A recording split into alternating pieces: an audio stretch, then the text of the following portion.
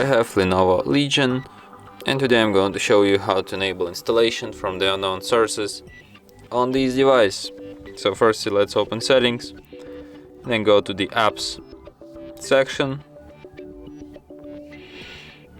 then go to the permission manager, default apps. Okay, you have to tap here and go to the special app access and then install unknown apps. Here you can see the whole list of apps through which you can install unknown apps. So let's pick for example Google Chrome and tap allow from this source. And now you can install unknown apps with the Google Chrome as much as you like. And that's it.